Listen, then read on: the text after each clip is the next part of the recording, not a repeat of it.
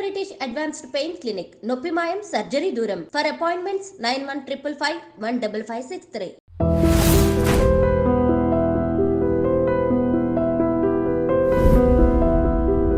మీ నాన్నగారు క్రమశిక్షణ మీకు ఒక భయం క్రియేట్ అవ్వడం, పోలీసుల వేధింపులతో మీరు ఉద్యమంలోకి వెళ్ళారు. మీరు వెళ్ళిన తర్వాత మీ వల్ల మీ తమ్ముడు కూడా బలైపోయారు. అటువంటప్పుడు మీ నాన్నగారిని కలిసి మాట్లాడాలని అనిపించలేదా మీకు? నేను వాస్తవంగా 91 నుంచి 2000 వరకు బయటకు వచ్చేవారు నా కుటుంబాన్ని కలవలేదు. నేను బయటకు వచ్చినాకనే నా కుటుంబాన్ని కలిసిన. మీకు ఇంకొక విషయం ఏంటంటే, మా తమ్ముడే కాదు, మా బ్లడ్ రిలేషన్లో మా మేనమామలు ఇద్దరు కూడా ఎన్కౌంటర్లు చనిపోయాడు. అయ్యో. మా సొంత మా అమ్మ తమ్ముళ్ళు కూడా ఇద్దరు కూడా వాళ్ళకి మీ రిలేషన్ లేదంటే ఉద్యమంతో? వాళ్ళు కూడా ఉద్యమంతో సంబంధాలు ఉన్నాయి. వాళ్ళు కూడా ఉద్యమంలో చాలా కీలకమైన పాత్ర వహించినటువంటి వ్యక్తులు. వాళ్ళ పేర్లు వాళ్ళు కూడా మా కోల్బెల్ట్ ప్రాంతంలోనే రామకృష్ణపురం అనే ఊరుకు ఆర్గనైజర్గా ఉండే రామకృష్ణ అని చెప్పి తనను 93లో ఎన్కౌంటర్లో చేయడం జరిగింది. ఇంకొక అతన్ని ఇదే హైదరాబాద్లో అరెస్ట్ చేసి ఇదే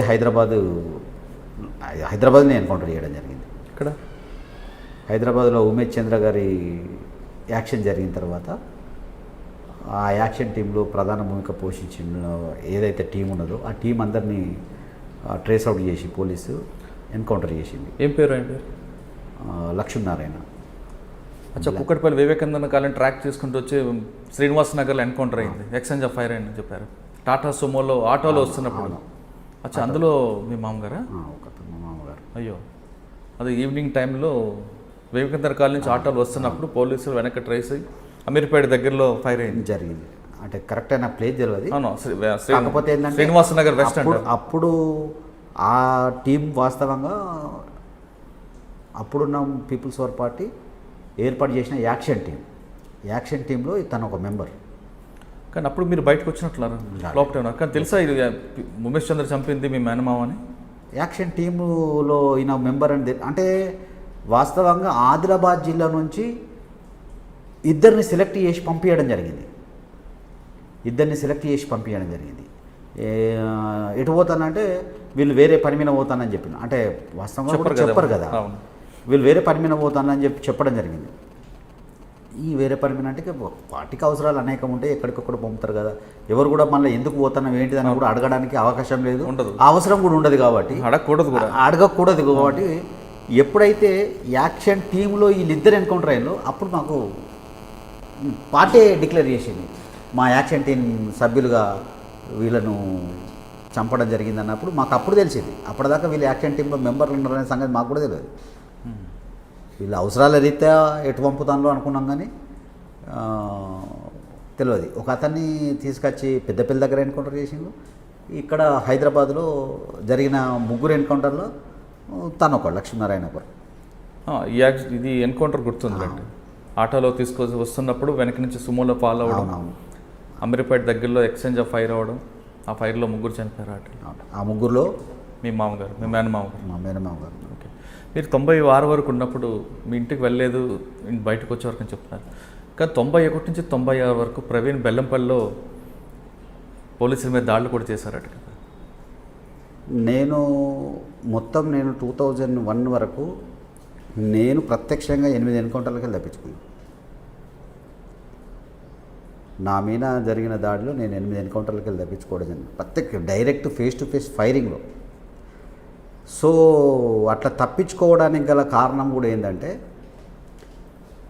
అర్బన్ గెరిల్లా వార్ ఏదైతుందో కోల్బెల్ట్ ఏరియా నుంచి నేను ఒక్కనే ట్రైన్ అప్ అయినా. 45 days చాలా కఠోరమైన ట్రైనింగ్. నీకు ఇప్పుడు ఏదైతే బ్లాక్ కమాండోకి ఇస్తారో ట్రైనింగ్, అట్లాంటి ట్రైనింగ్ నేను ట్రైన్ చేసిన. సో నాకు అది చాలా ఉపయోగపడ్డది. నేను గెరిల్లా ట్రైనింగ్ నాకు మా ఆదిలాబాద్ జిల్లాలోనే ఇచ్చిండు. సో అప్పుడే అంటే ఏ విధంగా ఇస్తారంటారు? అది యాక్చువల్గా కఠినమైన ట్రైనింగ్ అనే విషయం తెలుసు. సేమ్ డిటో మనకి ఏదైతే పోలీస్ ట్రైనింగ్లో ఏవైతే ఎక్విప్మెంట్స్ వాడతారో అట్లాంటి అంటే అక్కడ కూడా కొండలు ఎక్కించడం అనేది సేమ్ అట్లనే కొండలెక్కేయడం, ఫారెస్ట్లో ఉరకడం, గ్రౌండ్ ఎవ్రీథింగ్. పోలీస్ ఎక్కడైతే పోలీస్ ట్రైనింగ్ కమాండో ట్రైనింగ్ ఏ విధంగా ఉంటుందో ఈ ట్రైనింగ్ ఉంటుంది సేమ్. అంటే ఆ ట్రైనింగ్ ఇక్కడ మీకు 6 ఎన్కౌంటర్లో మిస్ కావడం. నాకు 6 ఎన్కౌంటర్లో నేను తప్పించుకోవడానికి, యాక్టివ్ రోల్ చేయడానికి నాకు ఉపయోగపడ్డది. ఒక్కటి చెప్పండి, బాగా లైవ్ ఉన్నది మీకు గుర్తుండిపోయింది 6లో. నేను ఒకటి కాదు 2 చెప్తా. నెంబర్ 1, నేను మా సురేష్, ఇప్పుడు ఎవరైతే మా నాయకుడు ఉన్నారో, ఇద్దరం కలిసి బెల్లంపల్లి టౌన్లోనే ఒక ప్రాంతంలో మాట్లాడుకొని తను నడుచుకుంటూ వెళ్ళిపోవడం జరిగింది. నేను సైకిల్ మీద వస్తున్నా, అంటే టౌన్స్ అంటే సైకిల్ మీద నడిచి ఇట్లా తిరుగుతుంటాం కదా. వాస్తవంగా నేను పోలీసు తెలియదు, నా ఐడెంటిఫికేషన్ లేదు. నేను వస్తున్న క్రమంలో కరెంటు లేదు ఆ బస్తీలో. యాదృచ్ఛికంగా ఇప్పుడు నేను అదే బస్తీలో ఉంటాను, అదే స్ట్రీట్లో ఉంటాను, అదే లైన్లో ఉంటాను. అదే సేమ్ లైన్లో ఆ ఎర్జికు రాగానే ఇద్దరు నడుచుకుంటూ వస్తున్నారు. వాళ్ళు నాకు ఇట్లా క్రాష్ అయిన తర్వాత నేను మా ఒక మిత్రుడు ఉండే, తనే కావచ్చు అనుకొని నేను సైకిల్ ఇట్లా కొంచెం ముందుకు పోయిన తర్వాత నేను ఇట్లా జస్ట్ వెనక్కి తిరిగి చూసి సైకిల్ దొక్కుతున్నా. వాళ్ళు ఇమ్మీడియట్లీ కొంచెం నాకు ఒక 10 అడుగుల దూరం పోయిన వాళ్ళు ఇమ్మీడియట్లీ యూటర్న్ తీసుకొని ఉరికి రావడం జరిగింది. నాకు అప్పటికే డౌట్ వచ్చేది, ఎవరు ఉరికేస్తారు, మన మిత్రుడు అయితే పిలుస్తాడు, ఉరికేస్తానంటే నేను శత్రువే అనుకొని కొంచెం సైకిల్ స్పీడ్ దొక్కే క్రమంలో నా సైకిల్ కింద పడేది. నేను పెద్ద మూరలో పడిపోయాను. లక్కీలో ఏంటంటే నా దగ్గర 38 రివల్వర్ ఉండేది. నేను చాలా హ్యాండిల్ చేసిన దాంట్లో వెపన్ 38. చాలా సందర్భంలో నాకు ఒక్కరోజు కూడా నాకు అది ఏ సందర్భంలో కూడా నన్ను ఇబ్బంది పెట్టలేదు, నా ప్రాణాలను కాపాడేది. నేను ఇట్లా పడడమే బొక్కబోర్ల పడకుండా ఆ మోర్లో ఇట్లా పడిపోవడంతో నాకు కరెక్ట్గా నా వెపన్ ఇక్కడే ఉన్నది కాబట్టి నేను ఇట్లా తీయగలిగిన. నేను ఇట్లా పట్టడానికి ఇట్లా చెయ్యికి ఇట్లా పెట్టిను, కొట్టగానే 3 రౌండ్లు తనకు పడ్డాయి, ఆయన పడిపోయాడు. ఇంకొక అతను వైట్ షర్టు జీన్ ప్యాంట్ ఉన్నది, అతను కొట్టగా అతను వెళ్ళిపోయాడు. నేను అక్కడి నుంచి ఎస్కేప్ అయిపోయినా. చనిపోయారు ఎవరైనా? అయితే అక్కడే ఒక గన్మెన్, ఎస్ఐ గన్మెన్, అతను ఇప్పుడు ఎస్ఐ గన్మెన్ ఇంజూర్ అయినాయి, 3 బుల్లెట్స్ జరిగినాయి. ఆ ఎస్ఐ గారు ఇప్పుడు డిఎస్పీ ర్యాంకు, అడిషనల్ ఎస్పీ ర్యాంకులో ఉన్నాడు. అంటే అక్కడ మీరు ఎస్కేప్ అయ్యారు కానీ వాళ్ళు ఇంజూర్ అయిపోయారు. రైట్, అదొకటి నెంబర్ 1. అంటే దీని పర్యవసనం వాళ్ళు ఏమైనా రివెంజ్ తీసుకోలేదా? తీసుకో, మీరు ఐడెంటిఫై అయ్యారు కదా. నేను ఐడెంటిఫై అంటే ఇక వాళ్ళకు మనం ఫైర్ చేసి మనం వెళ్ళి ఎస్కేప్ అయిపోయాం. వాళ్ళు ఎవరు మిమ్మల్ని పట్టలేదు, అది చీకటి కదా. ఫైర్ చేసి నేను అక్కడి నుంచి వెళ్ళిపోయినా. వాళ్ళ నేపథ్యం, వాళ్ళ పని, వాళ్ళ తర్వాత ఆ వెపన్ స్టక్ అయిందని అదైంది ఇదని ఏదో జరిగిపోయింది కదా. నెక్స్ట్ డే పేపర్లో ఏమైనా వచ్చింది? ఎస్కేప్, పోలీసుల మీద కాల్పులు జరిపి ఎస్కేప్ అయిన ప్రవీణ్ సో అండ్ సో అని చెప్పి వచ్చేసింది. అంటే మనమే వాళ్ళకి అప్పటికే తెలియదు కదా. అయితే తెలవడానికి స్కోప్ ఏమైందంటే నా జేబులో ఒక చిన్న సిటిజన్ కంపెనీ ఒకటి స్మార్ట్, అప్పుడు మనకు క్యాల్కులేటర్ ఉండేది.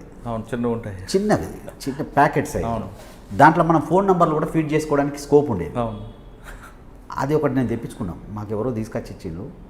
దాంట్లో మనం సీక్రెట్గా ఉంటుంది కదా, అది ఇంకొకరు ఓపెన్ చేయడానికి ఛాన్స్ లేదు. సో మనం అప్పుడు ల్యాండ్ ఫోన్స్ కదా, మనం ఏదైనా కోడ్ భాషలో నేను ల్యాండ్ ఫోన్లు అన్నీ ఫీడ్ చేసుకొని నేను లాక్ చేసేది. దానికి వెనక సైడు చిన్న పిన్ తోటి ఇట్లా ఒత్తితేనే అది రిమూవ్ అయ్యే సిస్టమ్ ఉండేది. నేను అట్లా దాన్ని సెట్ చేసుకున్నా. కొంచెం నేను టెక్నాలజీ మీద నాకు కొంచెం ఉండే, ఇప్పటికి కూడా ఉన్నది అనుకో, అప్పుడే ఉండే. అది పెట్టుకుంటే అది దొరికింది. వాళ్ళకు దొరికితే దాన్ని చాలా పెద్ద పేపర్లో పెద్ద హైలైట్ చేసేసినాడు. ఇక అధునాతనమైన టెక్నాలజీ వాడతాను, వీళ్ళ దగ్గర ఇట్లాంటిది ఉన్నది, దీంట్లో ఏం లేదు సీక్రెట్, అట్లా ఇట్లా అని చెప్పి ఇక చాలా వాడేది.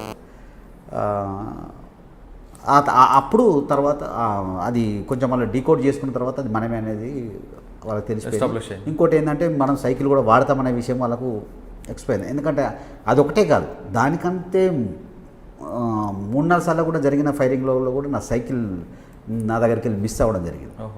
అవి కూడా వాళ్ళను ట్రేస్ అవుట్ చేసుకొని మనమే అని చెప్పి అనుకోవడం జరిగింది. ఇక ఇంకొకటి అది ఇక చాలా పెద్ద, ఇప్పుడు ఏదైతే మా రమాకాంత్ అప్పుడున్న రమాకాంత్ ఎన్కౌంటర్ అయిందో సిసి నస్పూర్లో, అది స్లాబ్ కోటర్. వెనకకెళ్ళి లాక్ చేసేసిండు, ముంగట డోర్ మాత్రమే వాళ్ళ కబ్జాలో ఉంచుకున్నారు పోలీస్. ఆ ముందు నుంచి ఎంటర్ అయ్యే క్రమంలోనే ఈయన కొంచెం డేర్ చేసి కొడితే ముందు నుంచి వచ్చిన సిఐ గారు చనిపోవడం జరిగింది. ఆ కిటికీ విండోలోకి వెళ్ళి కొడితే ఒక కానిస్టేబుల్ చనిపోవడం జరిగింది. ఎక్కడ? సిసి నస్పూర్లో. నేను ఇదెందుకు చెప్తున్నా అంటే, ఆ క్వార్టర్ ఏదైతే క్వార్టర్ ఉంటుంది, సింగరేణి కోల్ బెల్ట్ అంత క్వార్టర్స్ అంతా కార్మికులు సేమ్ ఉంటాయి కదా. పోలీసు లాస్ట్కి ఏం చేసిందంటే, ఇక మనం వీళ్ళకి పోయేటట్లేము, మన స్లాబ్కు హోల్ వేసేసి పెట్రోల్ పోసి అంటు పెడదామని చెప్పి డిసైడ్ చేసుకున్నారు. వాళ్ళు ఆ ఆఫీసర్స్ అందరూ నిర్ణయాలు తీసుకొని చేసేసారు. అప్పుడు జరిగిపోయింది అది అంతా. సేమ్ అట్లాంటి క్వార్టర్లోనే మేము గోలేటి టౌన్షిప్లో చిక్కిపోయినాం. అయ్యో. 7 o'clock మనకు DD8 వార్తలు. మాకు కమ్యూనికేషన్ వ్యవస్థ ఏంది, పేపరు, టీవీలో DD8 వార్తలు, లేదు రేడియో. రేడియో చిన్న రేడియో ఉండేది, సోనీ రేడియో చిన్నది, ఒకటి జేబులో పెట్టుకునేదిగా, అది పెట్టుకొని రోజు వార్తలు వినేటోళ్ళం. ఈ క్రమంలో ఏమైందంటే, మేము కరెక్ట్గా 7 అవుతుంది, భోజనాలు మేము ఆ ఇంట్లో ముగ్గురం ఉన్నాం. నేను, నాతో పాటుకో ఇంకో వినోద్ అనే DCM, ఇంకొక జగదీష్ అనే మిత్రుడు, మేము ముగ్గురం ఉన్నాం. ఆ ఇంటికి సంబంధించిన వ్యక్తి, మమ్మల్ని గెలవడానికి వచ్చిన ఇంకొక కార్మికుడు, మొత్తం 5 ఉన్నాం. ఆ ఇంటికి సంబంధించిన కార్మికుని భార్య రాఖీ కట్టడానికి వాళ్ళ అన్నోళ్ళ ఇంటికి వెళ్ళిపోయింది. ఆమె లేదు. సో మేమే ఆయన వండుకున్నాం, తిందామని చెప్పి ఇక 7 అవుతుంది, ఇట్లా వార్తలు పెట్టినాం. డోర్ కొడతాను, డోర్ కొట్టిన సౌండ్ అయిన వల్ల నేను, అన్న ఎవరో డోర్ కొడతాను మెల్లగా చూడు అని చెప్పిన. ఈ క్రమంలో ఏమైందంటే, మాతోటి మమ్మల్ని గెలవనీకి వచ్చిన ఆయన కూడా ఉన్నాడు. అతను వెనక పోయి ప్లేట్స్ కడుగుతాడు, తినడానికి ప్లేట్లు కడగడానికి, తీసుకొని రావడానికి ఆయన ప్లేట్లు కడతాడు. ఈ లోపల ఈ వాతావరణం అంతా ఆయన అక్కడి నుంచి గమనిస్తాడు. ఎవరో తలుపు కొట్టుతాడు, నువ్వు ఎదురుకో అని నేను చెప్పడము, ఇదంతా ఈయన గమనిస్తుండు. ఈ పోయి ఈయన తలుపు కడిగి పోయి ఎవరు అని తను పిలవడం జరిగింది. ఎవరు అని పిలిస్తే అటు నుంచి రెస్పాండ్ లేదు. నేనేం చేసిన, నేను లుంగి మిన్నా, నేను దన్నమంటే వెంటనే ప్యాంట్ వేసేసుకొని, షర్ట్ వేసుకొని, నా వెపన్ తీసేసుకొని, నేను దాన్ని ఒకసారి సిలిండర్ ఇట్లా టైట్ చేసి, ఇక నేను ఆల్రెడీ శిక్షణలో ఉన్నా కదా, అది ఒకసారి సిలిండర్ లూజ్ అయ్యి ఫైర్లో లూజ్ అయితే నీకు స్టక్ అయిపోతుంది, వెపన్ నీకు పని చేయదు. ఇక సిలిండర్ ఒకసారి ఓపెన్ చేసి మళ్ళీ దాంట్లో టైట్ చేసి కథం వేసి పెట్టుకొని డోర్ ది అని చెప్పిన. డోర్ తీస్తే వాళ్ళ డోర్ లాకే, అటు డోర్ దిక్కు అటు సైడ్ డోర్ పెట్టేసిండు. సో ఆ డోర్ పెట్టేసిండు. ఈ కన్ఫ్యూజన్ అంతా జరిగే క్రమంలోనే ఆ వెనుక ఉన్న అతను ఉరికొచ్చేసి వంట రూమ్లో వచ్చి తలుపు పెట్టుకున్నాడు. అయ్యో. మేము తలుపు కొట్టి ఏంటిది అంటే, పక్కన ఇంట్లో రెబ్బన్ ఎస్ఐ కనబడ్డాడు నాకు. ఆయన ఏం చేసిండంటే, ఈ వాతావరణం చూసి ఆ గోడ దునికిపోదామని ఎక్కే వరకు ఎస్ఐను వాళ్ళంతా పోలీస్ పక్కింట్లో ఉన్నారు. మా పరిస్థితి ఏంటంటే, దునికితే పక్కింట్లోనే దునకాలి, ముంగడికెళ్ళి పోవడానికి స్కోప్ లేదు. వెనుక గల్మ మా చేతిలో ఉంది, చుట్టూ కాంపౌండ్ ఉన్నది. ఆ కాంపౌండ్ అవతల పోలీస్ కనబడుతుంది. అనివార్యంగా మేము ఆ కనబడే పోలీస్ దగ్గర పోలేము, అటు స్కోప్ లేదు. ఆ పక్కింట్లోనే దునకాలి. ఆ పక్కింట్లోకి వెళ్ళి మళ్ళీ ఇంకొక ఇల్లు దునికిపోతేనే మేము ఎస్కేప్ అవుతాం. మా వినోద్ DCM గారు వెంటనే, నువ్వు ఫైర్ చేసుకుంటా ఫస్ట్ బయటికి వెళ్ళని చెప్పి అన్నాడు. ఒక నిర్ణయం, ఫ్రాక్షన్ ఆఫ్ సెకండ్లో నిర్ణయం తీసుకున్నాం. ఇక్కడ ఉంటే సిసి నస్పూర్ రమాకాంత్ తిరంగా అయిపోతాం, చస్తే అందరం చేస్తాం. ఒకవేళ ఫైరింగ్ చేసుకుంటూ పోతే ఎవరో ఒకరం బతుకుతాం అని చెప్పి ఫ్రాక్షన్ ఆఫ్ సెకండ్లలో నిర్ణయం తీసుకున్న తడువే చెప్పేసి ఆయన DCM కాబట్టి నేను అప్పటికి ఇంకా DCM కాలే. DCM కాబట్టి ఆయన ఏం చెప్పినట్టు, నువ్వు వెంటనే నువ్వు ఫస్ట్ ఫైరింగ్ చేసుకున్నావు, నువ్వు బయటికి వెళ్ళిపో అని చెప్పినావు. బయటికి వెళ్ళిపో అనగానే నేను ఏమాత్రం ఒక క్షణం కూడా ఆలోచన చేయకుండా వెపన్ పట్టుకుని వచ్చి నేను బయట డోర్ దగ్గర నిల్చొని ఆ గోడ మీద ఉన్న వ్యక్తిని ఇట్లా టార్గెట్ చేసే క్రమంలోనే ఈ డోర్కు టార్గెట్ చేస్తూ ఇంకొక దీనికి ఆపోజిట్లో ఒక బాత్రూమ్ ఉంటే ఆ బాత్రూమ్ మీద ప్రౌన్ పొజిషన్లో AK-47 పట్టుకొని ఇట్లా కొట్టడానికి, అప్పుడే ఇట్లా చెట్టు ఇట్లా దాని మీద దానిమ్మ పండు చెట్టు ఉండే, ఆ చెట్టుని ఇట్లా జరుపుతుండు. నాకు అతను ఆ చెట్టు జరిపే కనబడగానే నేను ఫస్ట్ ఫైరింగ్ ఆయన మీద చేయగానే వాళ్ళు మన గెరిల్లాలో ట్రైనింగ్లో ఉంటుంది కదా, షౌట్ అనేది చాలా కీలకమైనది యుద్ధంలో. మేమున్నది ముగ్గురం, ఆ షౌట్కి మొత్తం సినిమా చూపించినాం వాళ్ళకు. నేను ఫైర్ చేసుకుంటా, షౌట్ చేసుకుంటా, ఎక్కడైతే ఎస్ఐ పక్క ఇంట్లో ఉన్నాడో అని ఆయన చెప్పిండో అదే గోడ ఎక్కడంతో తను నాకు పోలీస్ కనబడేది. ఇట్లా గోడ ఎక్కడితోటే నేను అదంతా ఒక సినిమా తినగానే జరిగిపోయింది. కొట్టంగానే వాళ్ళు ఎందుకో డోర్లు వేసేసుకున్నారు. అదే ఇంట్లో దొరికినాం. మళ్ళీ నెక్స్ట్ గోడ దురికేసాం. నా వెనుకనే వీళ్ళు ముగ్గురు వచ్చేసాం. ఫటాఫట్ నేను ఒక 5 బుల్లెట్లు ఫైర్ చేసిన. నా వెనుక చిన్న 2 బుల్లెట్లు ఫైర్ చేసి 3 బుల్లెట్లు ఫైర్ చేసిండు. మేము జస్ట్ కొంచెం ఆ లైన్కి ఇట్లా వచ్చేసి మళ్ళీ ఓపెన్ చేసుకొని మళ్ళీ బుల్లెట్లు లోడ్ చేసుకొని మెల్ల నడుచుకుంటూ సపరేట్ వచ్చేసినాం. మేము ఒక 100 మీటర్స్ పోయిన తర్వాత పోలీస్ ఫైరింగ్ స్టార్ట్ చేసింది. మేము ఆ ఫైరింగ్లో ఏమనుకున్నామంటే అక్కడ ఉన్నటువంటి ఆ ఇంట్లో ఉన్నటువంటి వాళ్ళు చచ్చిపోయారు అనుకున్నాం కానీ మేము వెంటనే అప్పుడు టీడీపీ గవర్నమెంట్ మేము వేరే దగ్గరికి పోయి టీడీపీకి సంబంధించినటువంటి ముఖ్య నాయకులందరినీ చాలా అలర్ట్ చేసి మీకు ఇబ్బంది అవుతుంది, మీకు ప్రాణాలు మీకు వాళ్ళని బాగా థ్రెడ్ చేస్తే వాళ్ళు ఆ రాత్రి పోయి అక్కడ ఆ ఎన్కౌంటర్ జరిగినటువంటి ఇంటికాడ ఏమైతే మేమైతే ఎస్కేప్ అయినామో ఇంటికాడ పోయి పోలీస్ తోటి మాట్లాడి చేసి ఆ ఇద్దరికి ఏం కాకుండా వాళ్ళను తెల్లారుజామున అరెస్ట్ చేసి తీసుకుపోయే పరిస్థితి తీసుకొచ్చాడు. అంటే మేము అక్కడ ఎస్కేప్ అవుతూనే వీళ్ళని కూడా సేవ్ చేయడం జరిగింది.